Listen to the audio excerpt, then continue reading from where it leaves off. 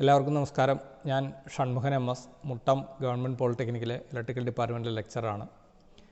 S3EE electrical measurement ലാബിലെ verification of Kirchhoff's laws ആണ് ഇന്ന് നിങ്ങൾക്ക് പരിചയപ്പെടുത്തുന്നത്. നമുക്ക് ഈ വർക്കിൻ്റെ എയിം ഒന്ന് നോക്കാം. To verify Kirchhoff's current and voltage laws. ഇതിൽ Kirchhoff's current law state that in any electrical network the algebraic sum of currents meeting at a point or junction is 0. That is sigma I is equal to 0.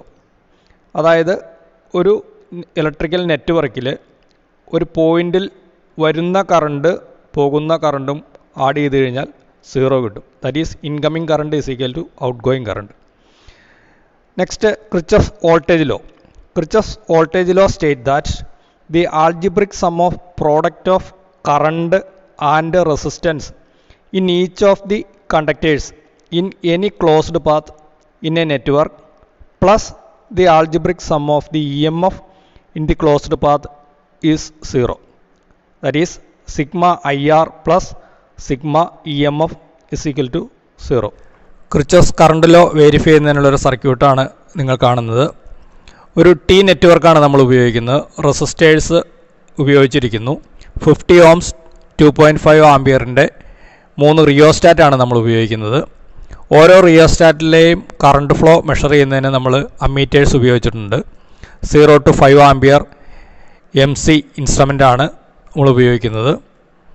മറ്റൊരു ബ്രാഞ്ചിൽ 0 to 2.5 ampere, മൂന്നാമത്തെ ബ്രാഞ്ചിലും 0 to 2.5 ampere. ഈ സർക്യൂട്ടിൽ നമ്മൾ applied EMF 25 വോൾട്ടാണ്.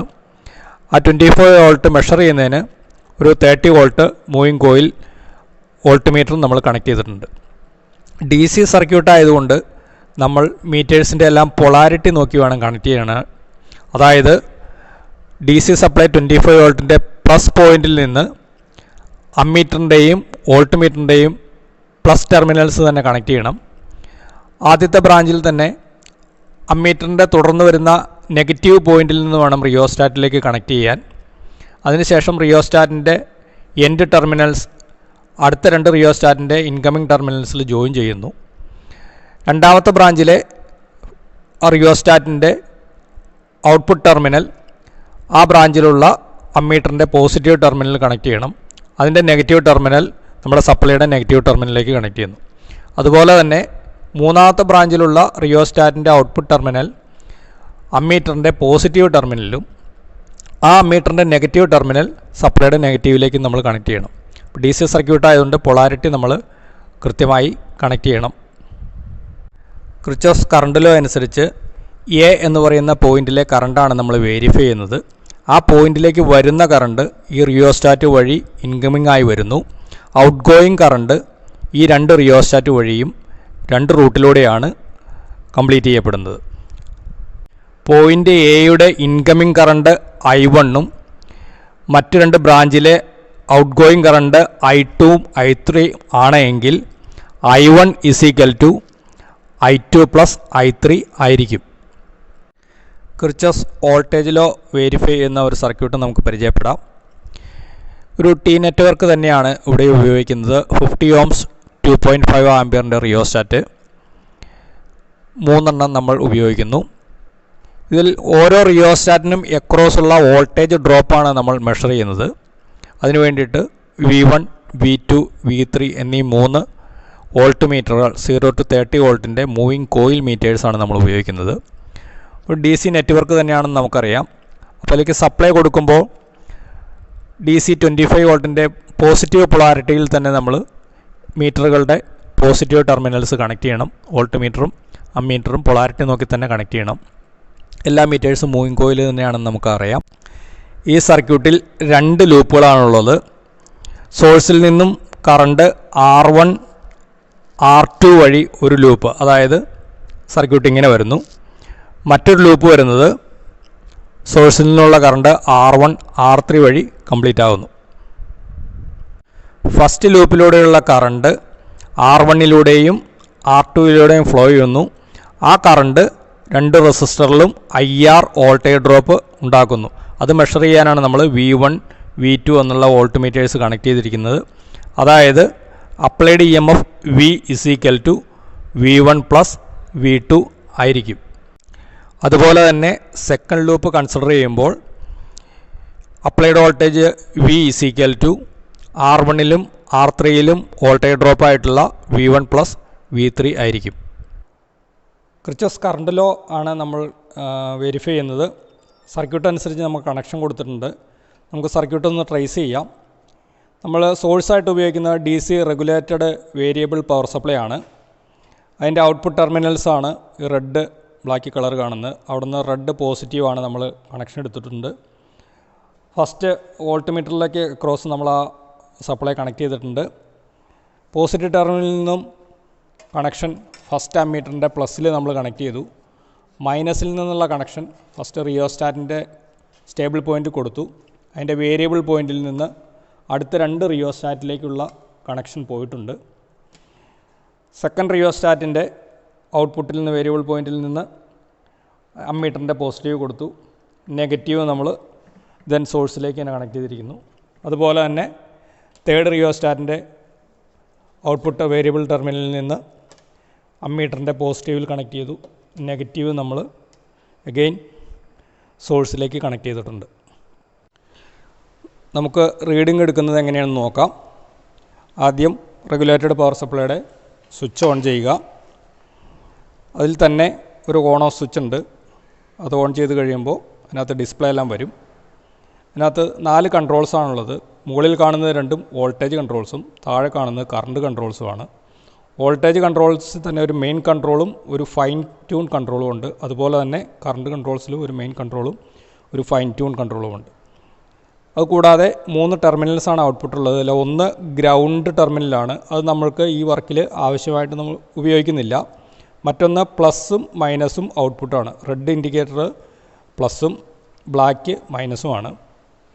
നമുക്ക് voltage control vary ചെയ്ത് കഴിയുമ്പോൾ നമുക്ക് ആവശ്യമുള്ളത് 25 വോൾട്ടാണ്.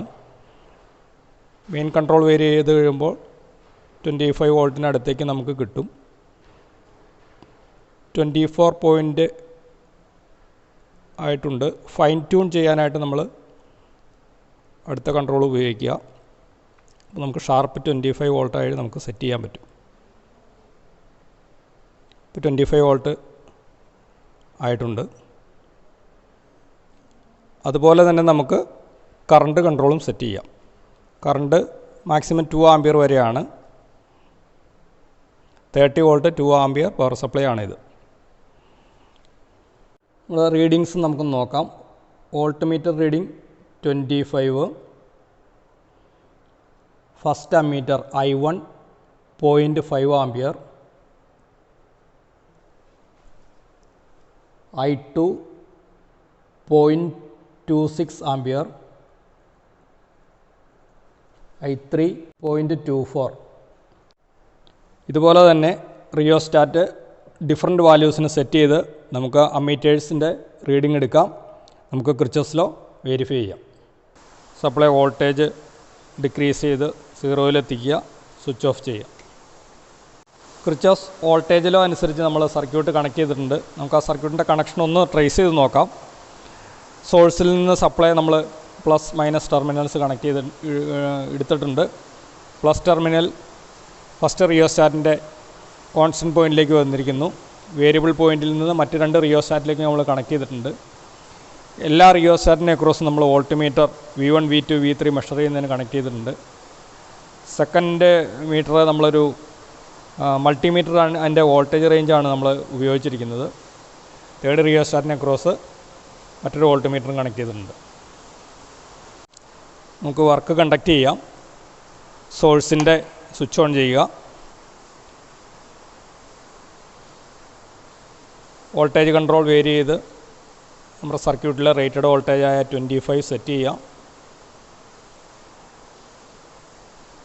ഫസ്റ്റ് വോൾട്ട് മീറ്ററായിട്ട് നമ്മൾ ഉപയോഗിച്ചിരിക്കുന്നത് സോഴ്സിൽ തന്നെയുള്ള ഡിസ്പ്ലേ ആണ്. അതുകൊണ്ട് 25 വോൾട്ട് ഡിസ്പ്ലേയിൽ കറക്റ്റ് ആവാൻ പാകത്തിന് നമ്മൾ സെറ്റ് ചെയ്യുക. 25 വോൾട്ട് കിട്ടിയിട്ടുണ്ട്. ഫസ്റ്റ് റിയോസ്റ്റാറ്റിനെ അക്രോസുള്ള വോൾട്ട് മീറ്ററിൽ 16 വോൾട്ട് റീഡ് ചെയ്തു. സെക്കൻഡ് റിയോസ്റ്റാറ്റിനെ അക്രോസ് 8.4 വോൾട്ട്. തേർഡ് റിയോസ്റ്റാറ്റിനെ അക്രോസ് 8.6 വോൾട്ട്. റിയോസ്റ്റാറ്റിൻ്റെ വാല്യൂ വേരി ചെയ്തുകൊണ്ട് നമുക്ക് ഇതുപോലെ തന്നെ ഡിഫറെൻറ്റ് സെറ്റ്സ് ഓഫ് റീഡിങ്സ് നമുക്ക് ഒബ്സർവ് ചെയ്യാം. ടാബ്ലറ്റ് ചെയ്യുക. അതിനുശേഷം സപ്ലൈ വോൾട്ടേജ് ഡിക്രീസ് ചെയ്ത് 0-ലെത്തിക്കുക. സ്വിച്ച് ഓഫ് ചെയ്യുക. കിർച്ചോഫ്സ് കറണ്ട് ലോ അനുസരിച്ച് നമ്മൾ 3 സെറ്റ് റീഡിങ്സ് എടുത്തിട്ടുണ്ട്. അതിൽ ഫസ്റ്റ് സെറ്റ് റീഡിങ്ങിൻ്റെ നമുക്ക് സാമ്പിൾ കാൽക്കുലേഷൻ നോക്കാം. അപ്ലൈഡ് വോൾട്ടേജ് 25 വോൾട്ട് ആയിരുന്നു. നമുക്ക് I1 അമ്മീറ്റർ റീഡ് ചെയ്ത് 0.5 ampere, I2 0.26 ampere, I3 0.24 ampere. Kirchhoff's law അനുസരിച്ച് I1 I2 + I3 കിട്ടണം. I2 + I3 0.5 ആംപിയർ കിട്ടിയിട്ടുണ്ട്. നമ്മൾ I1 I2 + I3 Kirchhoff's law KCL verify ചെയ്തിട്ടുണ്ട്. സർക്യൂട്ട് അനുസരിച്ച് നോക്കാം. I1 I2 + I3 ആയിരിക്കും. കിർച്ചോഫ്സ് വോൾട്ടേജ് ലോ വേരിഫൈ ചെയ്യാൻ നമ്മൾ 3 സെറ്റ് റീഡിങ്സ് എടുത്തിട്ടുണ്ട്. അതിൽ ഫസ്റ്റ് സെറ്റ് റീഡിങ്ങിൻ്റെ കാൽക്കുലേഷൻസ് നമുക്ക് നോക്കാം. Applied voltage V 25 volt. V1 first റിയോസ്റ്റാറ്റിന് അക്രോസുള്ള വോൾട്ടേജ് 16 വോൾട്ട്. V2 സെക്കൻഡ് റിയോസ്റ്റാറ്റിന് അക്രോസുള്ള വോൾട്ടേജ് 8.4 വോൾട്ട്. V3 തേർഡ് റിയോസ്റ്റാറ്റിന് അക്രോസുള്ള voltage 8.4. V1 + V2 24.4 volt. V1 + V3 24.6 volt. അതായത് applied voltage V approximately equal to V1 + V2 and approximately equal to V1 + V3. ഈ രീതിയിൽ KVL verify ചെയ്യാം. നമ്മൾ സർക്യൂട്ടിലേക്ക് ഒന്ന് ട്രേസ് ചെയ്ത് നോക്കുമ്പോൾ അപ്ലൈഡ് വോൾട്ടേജ് V നമുക്ക് 25 ആയിരുന്നു. V1 + V2 നമുക്ക് 24.4 വോൾട്ടും V1 + V3 24.6 വോൾട്ടുമാണ് നമുക്ക് ലഭിച്ചത്. അപ്പോൾ അപ്രോക്സിമേറ്റ്ലി ഈക്വൽ ടു അത് 25 വോൾട്ടാണ്. അങ്ങനെ നമുക്ക് KVL വെരിഫൈ ചെയ്യാം. കിർച്ചോഫ്സ് കറണ്ട് ലോയും വോൾട്ടേജ് ലോയും അത് വെരിഫൈ ചെയ്യുന്നുള്ള സർക്യൂട്ടും അതിൻ്റെ കണക്ഷനും വർക്ക് ചെയ്യുന്നത് എങ്ങനെയാണെന്ന് നിങ്ങൾക്ക് ഈ വീഡിയോയിൽ നിന്ന് മനസ്സിലായി കാണുമെന്ന് കരുതുന്നു. എല്ലാവരും ഇതനുസരിച്ച് വർക്കൗട്ട് ചെയ്ത് പഠിക്കുക. ഈ വീഡിയോ കണ്ട എല്ലാവർക്കും നന്ദി.